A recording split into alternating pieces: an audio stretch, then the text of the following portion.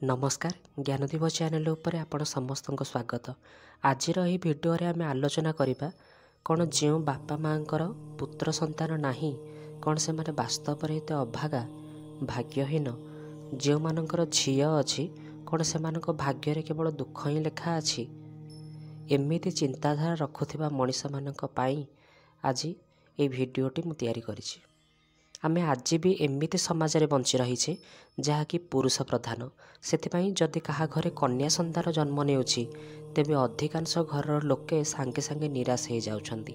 ए सब मनीषर मूर्खता कारण ही हेउछि जे कि एई जुगरे भी झिय मानकु बोझ दृष्टि देखुछंती।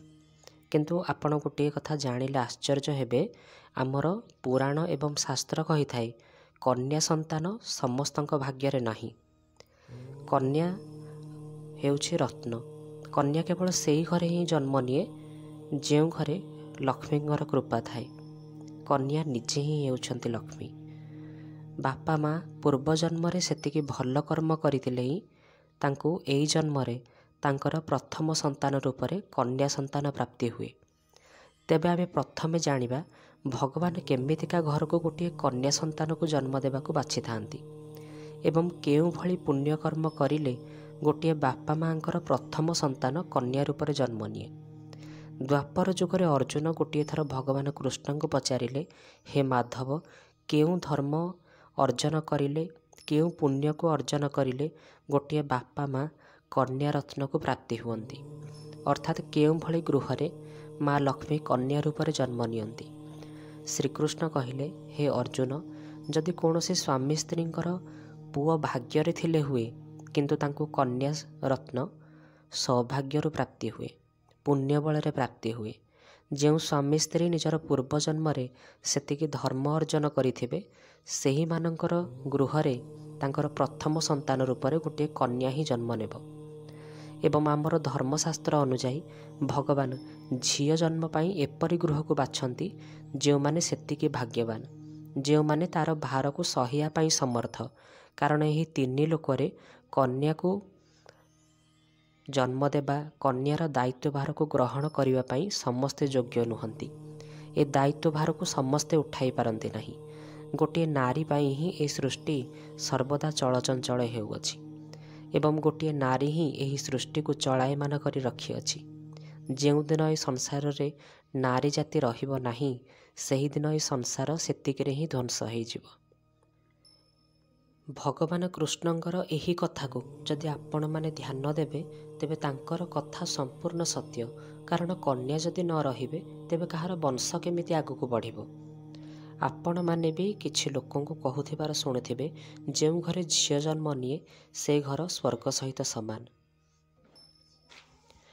कारण पुओ केवल गोटे कूल को उद्धार करे किंतु झिय दुईटी कूल को उद्धार कर दिए। कारण गोटे झिय बापा माँ पाखरे रही झिय रूप में निजर दायित्व को पूरा करि थाए। बाहा हेकि जिबा परे से झियटी बोहू रूप में सासु ससुरंकर सेवा करी तांकर दायित्व को पालन करि थाए। तांको प्रति जहाँ भी कर्तव्य अच्छी ताकू करि थाए। आमर धर्मशास्त्र अनुजाई गोटे झिय चाहिए निजर बापा माँ को जदि शाशु घर पक्षरे केही भी पुरुष नाहांती तेबे निजर शाशु ससुर को मध्य पिंडदान करिपारिबो। सेथिपाई तो गोटे झिय दुईटी कूल को उद्धार करे तेणु ताकू दुहिता बोली कुहाଯାଏ। सेथिपाई आमर हिंदू धर्मशास्त्र अनुजाई जो मानक गृहरे झिय रहिछि सेमाने वास्तव में भाग्यवान। आपणक घरे कन्या रत्न जन्म नेछि बोली केबे हेले मन दुख करिवे नाही कि निजको हतभागा बोली मने करिवे नाही। एटा मूर्खामी। किंतु जो मानक गृहरे एक रु अधिक कन्या रत्न अछंती सेमाने अधिक भाग्यवान। सेथिपाई झियों को तो लक्ष्मींकर आख्या दिया जाइछि कारण सेमाने ही होछंती वास्तव में लक्ष्मी। କିଛି ଲୋକଙ୍କର ଛୋଟ ଚିନ୍ତାଧାରା ଏତେ ପ୍ରବଳ ଯେ ସେମାନେ ଭାବନ୍ତି କି ଝିଅର ପାଠ ପଢ଼ାରେ ଅଧିକା ଖର୍ଚ୍ଚ କରିବିନି ବରଂ ତା ବୟସ ଆସିବା ପୂର୍ବରୁ ତାକୁ ବାହା ଦେଇକି ବିଦା କରିଦେବି। ଏମିତି ଚିନ୍ତାଧାରା ଯୁକ୍ତ ମଣିଷମାନଙ୍କ ପାଇଁ ହିଁ ଆଜି ଝିଅମାନଙ୍କର ଭବିଷ୍ୟତ ନଷ୍ଟ ହେଉଛି। ଥରେ ଭାବନ୍ତୁ ତ କ'ଣ ସେ ଗୋଟେ ଝିଅ ବୋଲି ତାର କିଛି ବି ଭବିଷ୍ୟତକୁ ନେଇ କିଛି ବି ସ୍ୱପ୍ନ ନାହିଁ। ସେହି ସ୍ୱପ୍ନକୁ ପୂରା କରିବା ଆଗରୁ ହିଁ ତାକୁ ନିଜ ପରିବାର ଲୋକଙ୍କର ସମ୍ମାନ କଥା ଚିନ୍ତା କରିବାକୁ ପଡ଼ୁଛି। ନିଜର ଭବିଷ୍ୟତ ବିଷୟରେ ଚିନ୍ତା ନ କରି ଅନ୍ୟର ସମ୍ମାନ ବିଷୟରେ ଚିନ୍ତା କରିବାକୁ ପଡ଼ୁଛି। ବାସ୍ତବରେ ଏମିତି ଭାବରେ ନିଜ ସ୍ୱପ୍ନକୁ ବଳି ପକାଇବାର ସାମର୍ଥ୍ୟ କେବଳ ଗୋଟେ କନ୍ୟା ପାଖରେ ହିଁ ରହିଛି। ସେଥିପାଇଁ ଗୋଟେ ଝିଅକୁ ତାର ଭବିଷ୍ୟତ ଗଢ଼ିବାର ସମ୍ପୂର୍ଣ୍ଣ ଅଧିକାର ଦେବା ଉଚିତ। ଗୋଟେ ପୁଅ ଠାରୁ ମଧ୍ୟ ଗୋଟେ ଝିଅ ଅଧିକ ନିଜ ବାପା ମାଆଙ୍କ ବିଷୟରେ ଚିନ୍ତା କରେ ଏବଂ ସମ୍ମାନ ତା ସହ ଆଦର ଭଲ ପାଇବା ଦେଇକରି ତାଙ୍କୁ ଭଲରେ ରଖିପାରେ। ସେଥିପାଇଁ ଗୋଟେ ଝିଅ କେବେ ହେଲେ ବି ନିଜ ବାପା ମାଆଙ୍କ ଉପରେ ବୋଝ ନୁହେଁ। ଭଗବାନ ତାକୁ ହିଁ କନ୍ୟା ପ୍ରଦାନ କରନ୍ତି ଯାହାକୁ ତାକୁ ପାଳିବାର ସାମର୍ଥ୍ୟ ଥାଏ। ଯିଏ ଗରିବ ହେଲେ ମଧ୍ୟ କେବେ ହେଲେ ନିଜର ପିଲାମାନଙ୍କୁ ବୋଝ ବୋଲି ମନେ କରେନି, ନିଜର ଝିଅକୁ କେବେ ହେଲେ ବୋଝ ବୋଲି ମନେ କରେନି। ବାସ୍ତବରେ ତା ଉପରେ ମହାଲକ୍ଷ୍ମୀ ସବୁବେଳେ ସନ୍ତୁଷ୍ଟ ରୁହନ୍ତି। ଗୋଟିଏ ଝିଅ କେବେ ହେଲେ ଧନ ଏବଂ ସମ୍ପତ୍ତିର ଆଶା ରଖେନି, ତାକୁ କେବଳ ମାନ ସମ୍ମାନ ଏବଂ ଭଲ ପାଇବାର ଆଶା ଥାଏ। ମଣିଷ ଅନ୍ତିମ ସମୟରେ କ'ଣ ଚିନ୍ତା କରେ ସେହି ଅନୁଯାୟୀ ତାର ପରଜନ୍ମ ସ୍ଥିର ହୁଏ। ଯେମିତିକି ଯଦି କୌଣସି ମଣିଷ ନିଜର ଶେଷ ସମୟରେ ପଶୁକୁ ଚିନ୍ତା କରିବ ତେବେ ସେ ପରଜନ୍ମ ପଶୁ ରୂପରେ ପାଇବ। ଯଦି ଅନ୍ତ ସମୟରେ କୌଣସି ସମ୍ପର୍କୀୟ ସ୍ତ୍ରୀ ବା ପୁରୁଷ ବା ଅନ୍ୟ କୌଣସି ମଣିଷକୁ ଚିନ୍ତା କରିବ ତେବେ ସେହି ଭାବରେ ସେ ସ୍ତ୍ରୀ କିମ୍ବା ପୁରୁଷ ହୋଇ ଜନ୍ମ ନେବ। ଅନ୍ତିମ ସମୟରେ ଯଦି ସେ ନାରାୟଣଙ୍କୁ ଚିନ୍ତା କରେ ତେବେ ସେ ତାଙ୍କରି ଧାମକୁ ପ୍ରାପ୍ତି ହେବ। ଏବେ ଆମେ ଜାଣିବା ଜ୍ୟୋତିଷ ଶାସ୍ତ୍ରର ମତ ଅନୁଯାୟୀ କେଉଁ ମାସରେ ଜନ୍ମ ହୋଇଥିବା କନ୍ୟା ବାସ୍ତବରେ ଲକ୍ଷ୍ମୀଙ୍କ ସ୍ୱରୂପ।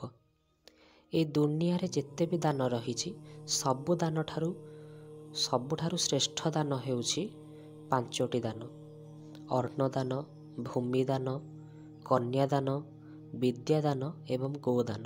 ସଂସାରରେ ଏମିତି ବାପା ମା ଅଛନ୍ତି ସେମାନଙ୍କ ଗୃହରେ ଯଦି ଗୋଟିଏ କନ୍ୟା ସନ୍ତାନ ଜନ୍ମ ନିଏ ତେବେ ସନ୍ତାନ ଜନ୍ମ ନେବା କ୍ଷଣି ତାଙ୍କର ଭାଗ୍ୟରେ ପରିବର୍ତ୍ତନ ଆସେ।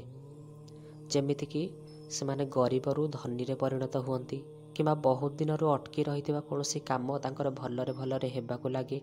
ଏମିତି ସବୁ ଲକ୍ଷଣ ଦେଖାଯାଏ।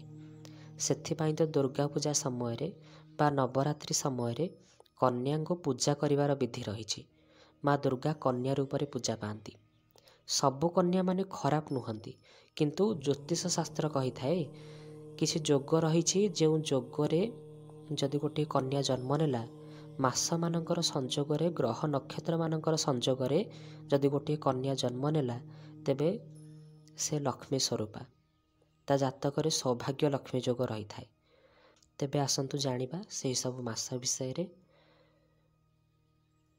ମାଘ ମାସର ଶୁକ୍ଳପକ୍ଷ ଠାରୁ ଆରମ୍ଭ କରି ଫାଲ୍ଗୁନ ମାସର କୃଷ୍ଣପକ୍ଷ ମଧ୍ୟରେ ଯେଉଁ ସମୟ ରହୁଛି, ଯଦି ସେହି ସମୟ ମଧ୍ୟରେ କୌଣସି କନ୍ୟା ଜନ୍ମ ନିଏ ତେବେ ସେ ଲକ୍ଷ୍ମୀ ସ୍ୱରୂପା।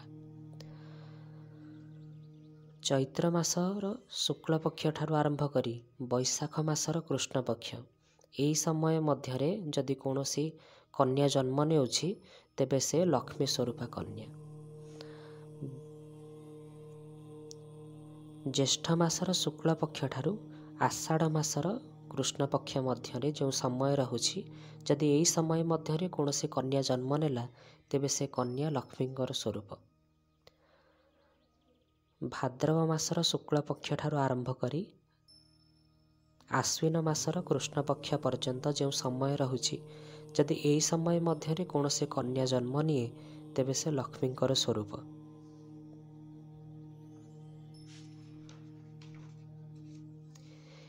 ଏହି ମାସମାନଙ୍କର ସଂଯୋଗରେ ଯେଉଁ କନ୍ୟା ଜନ୍ମ ନିଏ ସେମାନେ ଲକ୍ଷ୍ମୀଙ୍କର ସ୍ୱରୂପ। ଏହି କଥା ଏଇଥିପାଇଁ କୁହାଯାଉଛି କାରଣ ଏହି ମାସମାନଙ୍କରେ ଗ୍ରହମାନଙ୍କର ଶୁଭାଶୁଭ ସ୍ଥିତି ରହିଥାଏ। ଗ୍ରହମାନେ ନିଜ ନିଜର ଉଚ୍ଚ ସ୍ଥିତିରେ ରହିଥାନ୍ତି। ସେଇଥିପାଇଁ ଏହି ମାସମାନଙ୍କରେ ଯେଉଁ କନ୍ୟା ଜନ୍ମ ନିଏ ସେମାନେ ଲକ୍ଷ୍ମୀ ଯୋଗରେ ଜନ୍ମ ହୁଅନ୍ତି। ଆଶା କରୁଛି ଭିଡ଼ିଓଟି ଆପଣମାନଙ୍କୁ ନିଶ୍ଚୟ ଭଲ ଲାଗିଥିବ। ଯଦି ଭିଡ଼ିଓଟି ଆପଣମାନଙ୍କୁ ଭଲ ଲାଗିଥାଏ ତେବେ ଭିଡ଼ିଓକୁ ସେୟାର କରିବେ। ଯଦି ଆପଣମାନେ ଆମ ଚ୍ୟାନେଲ ଉପରେ ନୂଆ ତେବେ ଭିଡ଼ିଓକୁ ଲାଇକ୍ କରିବା ସହ ଆମ ଚ୍ୟାନେଲକୁ ସବସ୍କ୍ରାଇବ୍ ନିଶ୍ଚୟ କରିବେ। ଧନ୍ୟବାଦ।